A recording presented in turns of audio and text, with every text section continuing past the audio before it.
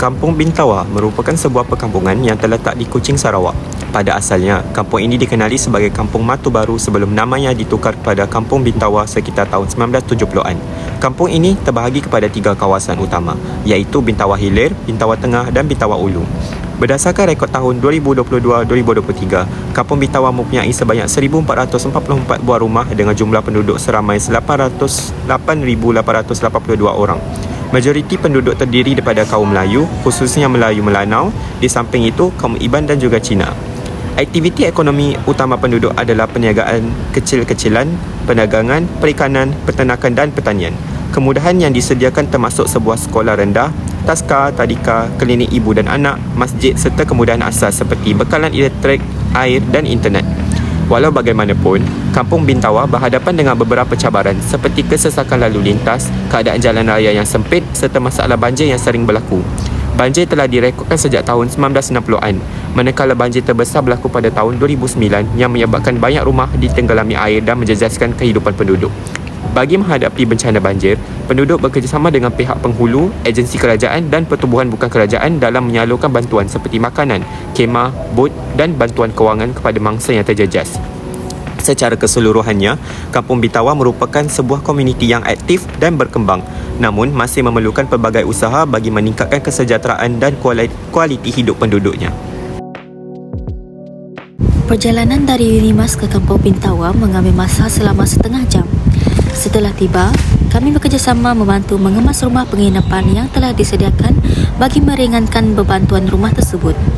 Kemudian, kami melawat kawasan persekitaran Kampung Bintawa yang dibimbing oleh orang kampung dengan menggunakan kenderaan disebabkan kawasan tersebut amatlah luas. Pada waktu malam pula, kami menemui bual penghulu dan pembantunya di bilik mesyuarat Masjid Darul Islam untuk mengetahui tentang latar belakang Kampung Bintawa dengan lebih mendalam. Pertemuan ini amat bermakna bagi kami kerana dapat berkenalan dengan ketua kampung yang dapat bertoleransi dan mesra. Kemudian, kami membuat perancangan dan persiapan sebelum menemui bual penduduk Kampung Bintawa pada keesokan harinya. Hal ini bertujuan supaya aktiviti yang dilakukan pada keesokan harinya dapat berjalan dengan lancar.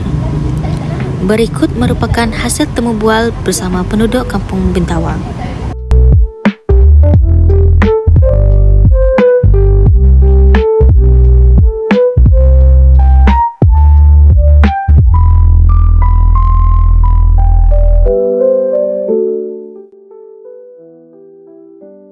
Berdasarkan sesi temu bual yang dijalankan bersama 20 orang responden, kami mendapati bahawa banjir memberi pelbagai impak terhadap kelangsungan hidup penduduk. Antara impak yang dikenal pasti ialah kerosakan harta benda, kerugian ekonomi, gangguan aktiviti harian, serta kesan psikologi seperti stres dan trauma. Berdasarkan Raja 5.1, kerosakan harta benda dan kerugian ekonomi merupakan impak yang paling tinggi, dengan masing-masing mencatatkan 30% daripada keseluruhan maklum balas responden. Gangguan aktiviti harian pula mencatatkan sebanyak 25%, manakala stres dan trauma mencatatkan sebanyak 15%. Dari segi kerusakan harta benda, responden melaporkan kerusakan terhadap perabot rumah, peralatan elektrik, dan struktur kediaman rumah. Keadaan ini menyebabkan penduduk terpaksa mengeluarkan kos tambahan untuk membaiki dan menggantikan barangan yang rusak. Selain itu, kerugian ekonomi turut menjadi impak yang dialami oleh penduduk. Responden yang bergantung kepada sektor pertanian, sektor peternakan dan perniagaan kecil menyatakan bahawa mereka tidak dapat menjalankan aktiviti ekonomi seperti biasa semasa banjir berlaku. Situasi ini pengurangan pendapatan mereka dan menjejaskan sumber ekonomi setengah keluarga. Seterusnya, sebanyak 25% responden menyatakan bahawa banjir telah mengganggu aktiviti harian mereka.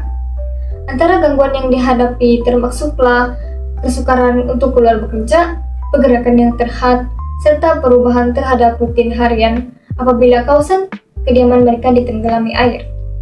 Dari aspek psikologi pula, 15% responden melaporkan kesan emosi seperti stres dan trauma akibat pengalaman banjir yang teruk pada masa lalu, terutamanya apabila melibatkan kehilangan harta benda dan kenaikan air yang berlaku secara mendadak. Secara keseluruhannya, Dapatan kajian menunjukkan bahwa impak banjir di Kampung Bintawa ini bukan sahaja melibatkan kerusakan fisikal dan kerugian ekonomi, malah turut mempengaruhi kehidupan harian dan kesejahteraan penduduk. Kemudian, hasil dapatan kajian kami mengenai kerugian dan kerusakan yang dialami penduduk akibat banjir di Kampung Bintawa menunjukkan bahwa kebanyakan perabot-perabot rumah seperti almari dan rak adalah barang yang paling banyak rosak di kediaman mereka. Bukan itu saja, peralatan elektrik, kendaraan dan struktur rumah juga menyebabkan mereka mengalami kerugian yang sangat tinggi. Para penduduk kampung merasa amat sedih dengan kerugian yang dialami setiap kali banjir berlaku. Walau bagaimanapun, segelintir penduduk berkata bahwa tidak kerugian atau kerusakan berlaku di halaman rumah mereka disebabkan mereka telah membuat persiapan yang lengkap bagi menangani masalah banjir yang kerap berlaku di kampung itu. Seterusnya, bagi dapatan kajian berkaitan bantuan yang diterima oleh penduduk Kampung Bintawa yang terjejas banjir. Berdasarkan temu bual yang dijalankan, sebahagian penduduk Kampung Bintawa Kuching yang terjejas banjir telah menerima pelbagai bantuan daripada pihak kerajaan dan JPAM. Antara bantuan yang diterima ialah bantuan kewangan yang diberikan kepada mangsa banjir sebanyak RM300 Malaysia. Sebelum wang disalurkan kepada keluarga yang terjejas banjir, Ketua Kampung akan meninjau keadaan rumah penduduk yang terlibat. Jika ada kerosakan teruk, maka mereka layak menerima bantuan kewangan. Hal ini kerana penduduk kampung dapat menggunakan wang yang diberikan untuk membeli barang keperluan banjir seperti mop, sabun mencuci lantai dan sebagainya. Seterusnya, penduduk Kampung Bintawa juga ada menerima bantuan makanan asas seperti beras, minyak, gula, tepung dan makanan asas yang lain. Bantuan ini bertujuan untuk membantu mengurangkan beban kos perbelanjaan sepanjang musim banjir di mana penduduk kampung telah mengalami banyak kerugian daripada kerosakan akibat banjir. Selain itu, terdapat penduduk kampung yang dipindahkan di pusat pemindahan kerana keadaan rumah mereka yang telah dinaik air ke paras yang tinggi sehingga tidak lagi selamat untuk dihuni buat sementara waktu, sehinggalah paras banjir surut.